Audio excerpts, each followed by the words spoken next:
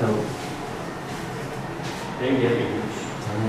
Kurban ibadeti ve kurban günleri aslında içerisinde birçok ibadeti barındıran, birçok güzelliği barındıran önemli bir vakit, özel bir vakit.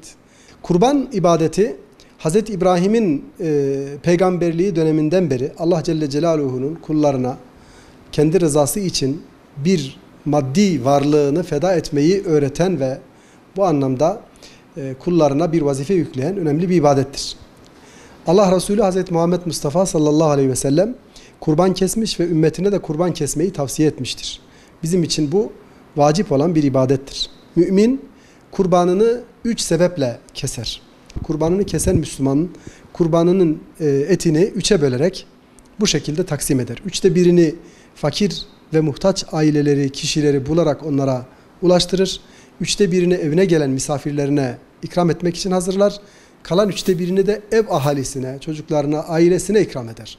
Dolayısıyla ikramın birçok yönünü kurbanla yaşar.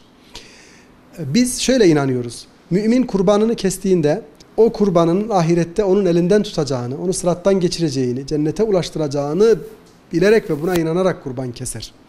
Yine mümin Kur'an-ı Kerim'in ifadesiyle o kurbanın etinin, derisinin, kanının Allah'a ulaşmayacağını bilir. Amacının ne olduğunu sorgular. Allah da o amacı kabul edeceğini söyler. Yani niyetlerini, kalbinde olanını Allah sorgular ve kabul eder. Dolayısıyla mümin kurbanını samimi bir niyetlenerek keser. Ama bütün bu niyetlerin üzerinde, üstünde en önemli niyet ise rıza-i ilahiyi, yaratanın rızasını kazanmak için yapar. Bu ibadetin aynı zamanda içinde barındırdığı şey, mümin sevdiği şeyi infak eder. Sevdiğiniz şeylerden infak etmeyi Peygamber bize önerir ve tavsiye eder. Biz tıpkı Hz. Adem'in çocuklarından Habil'in kendi besleyip büyüttüğü en güzelini seçerek kurban ettiği gibi, tıpkı Hz. İbrahim'in öz evladını dahi Allah'a feda etmek için hazırlandığı gibi, Peygamberimiz Aleyhisselatü Vesselam'ın ve ashabının kendi bütün yokluk, fakirlik zamanlarına rağmen en güzelini seçip kurban etmeleri gibi, Müslümanların hacda, hac ibadeti yaparken en güzel kurbanı seçip onu kurban etmeleri gibi, dünyanın birçok yerinde bu ibadet bu şekilde yapılmakta ve aynı zamanda dünya Müslümanları artık dünyanın küçük bir köye dönüşmesi sebebiyle kurbanlarını dünyanın en uzak bölgesindeki en fakir beldelere ulaştırma imkanını ve bu anlamdaki organizasyonu da yapmış durumdalar.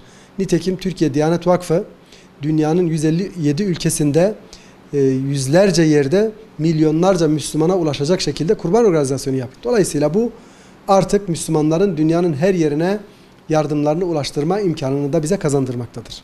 Büyükbaş hayvanlardan kurban olabilecek hayvanları işte inek gibi, tosun gibi biz dişi hayvanların kurban edilmesinden çok erkek hayvanların kurban edilmesini öneririz. Bu hem ekonomik olarak önemli hem de kurban ibadetinin daha ruhuna uygundur diye düşünüyoruz. Aynı şey küçükbaş hayvanlar için de geçerlidir. Keçi, koyun gibi hayvanların erkek olanlarını tercih etmelerini isteriz. Büyükbaş hayvanlardan 2 yaşını doldurmuş olması şartı var. Eğer yaşını bilmiyorsa biz dişlerine bakarak 2 yaşını dolduran hayvanların dişlerini dökmüş olmaları ve yeni diş, hani kapak atma diyoruz biz, bu halk tabiriyle söylüyorum. Buna mutlaka dikkat etmeleri gerekiyor.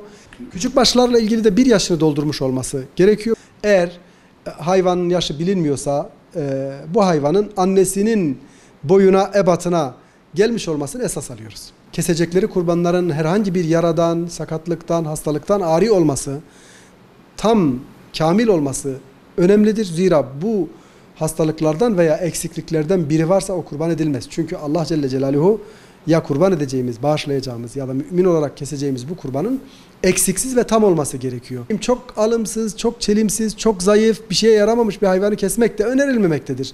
Belki fıkhi olarak bunun yolu vardır ama nihayetinde keseceğimiz kurbanın bağışlanabilecek, Müslümanların faydalanabileceği tarzda bir hayvan olması gerekiyor.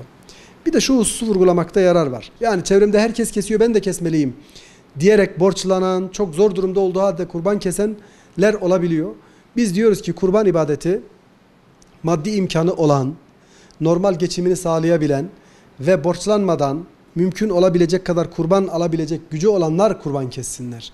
Ve kurbanlarını ailelerini maddi olarak zor durumda bırakacak şekilde borçlanarak, hatta kredi çekerek kurban kesmeyi biz asla önermiyoruz.